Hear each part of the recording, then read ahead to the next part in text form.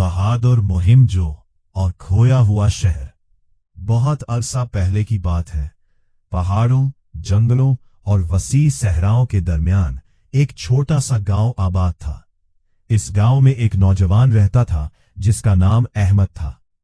अहमद बचपन ही से बहुत बहादुर, ज़हीन और तजस्सुस पसंद था।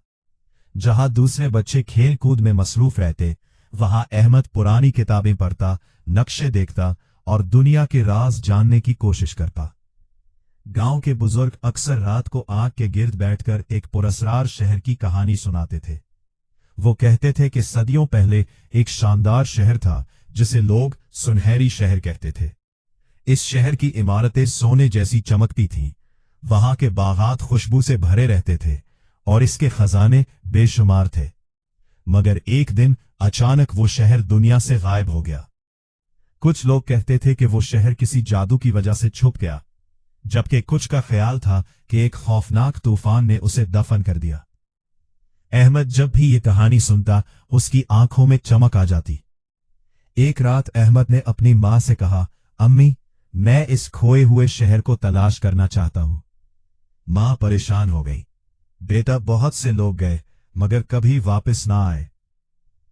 मगर अहमद का इरादा मजबूत था। अगर मैं डर गया तो कभी सच्चाई मालूम नहीं होगी। अगली सुबह अहमद ने अपना बैग तैयार किया। उसमें पानी, खुश्क खाना, एक खंजर, पुराना नक्शा, मशल और एक डायरी रखी। पूरा गांव उसे हैरत से देख रहा था। गांव के एक बूढ़े शख्स ने अहमद को एक पुराना नक्शा दिया। ये नक्शा मेरे दादा के पास था, शायद ये तुम्हारी मदद करे। अहमद ने शुक्रिया अदा किया और सफर पर रवाना हो गया। चंद दिनों तक अहमद पहाड़ों और मैदानों से गुजरता रहा। फिर वो एक घने जंगल में दाखिल हुआ। दरख्त इतने ऊंचे थे कि सूरज की रोशनी भी मुश्किल से जमीन तक पहुंचती थी। रात को अजीब आवाजें सुनाई देती, कभी भेड़ियों की आवाज, कभी अलों की चीखें। मगर अहमद बहादुर था। एक रात अचानक झाड़ियों में हरकत हुई। एक बड़ा जंगली रीछ बाहर निकला। अहमद का दिल जोर से धड़कने लगा। रीछ गुस्से से घबराया। अहमद ने फौरन मशअल जलाई। आग देखकर रीछ पीछे हटने लगा और फिर जंगल में गायब हो गया। अहमद ने सुकून का सांस लिया। डर पर काबू पाना ही असल बहादुरी है। चंद दिन बाद अहमद को एक पहाड़ के नीचे अजीब सी गार नजर आई। गार के दरवाजे पर कदीम निशान बने हुए थे। अहमद ने मशअल जलाई और अंदर दाखिल हो गया। गार के अंदर दीवारों पर तस्वीरें बनी थीं। इन तस्वीरों में एक अजीम शहर दिखाया गया था। अहमद समझ गया कि वो सही रास्ते पर है। अचानक जमीन हिलने लगी।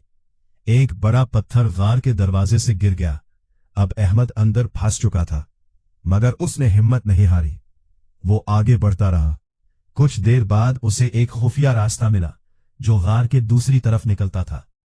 जब वो बाहर आया तो उसके सामने एक वसी सहरा था। सहरा का सफर बहुत मुश्किल था। तेज धूप, गर्म रेत और पानी की कमी ने अहमद को कमजोर कर दिया। एक दिन वो थकन से गिर पड़ा। उसे लगा शायद अब वो जिंदा नहीं बच सकेगा। तभी उसे दूर एक काफिला नजर आया। वो लोग एक कबीले से ताल्लुक रखते थे। कबीले के सरदार ने अहमद को पानी पिलाया और अपने खेमे में आराम करने दिया। तुम अकेले इस खतरनाक सहरा में क्या कर रहे हो? अहमद ने खोए हुए शहर की कहानी सुनाई। सरदार हैरान हुआ। मेरे दादा भी इस शहर की बात करते थे। कहते हैं कि वो शहर पहाड़ों के पीछे कहीं मौजूद है।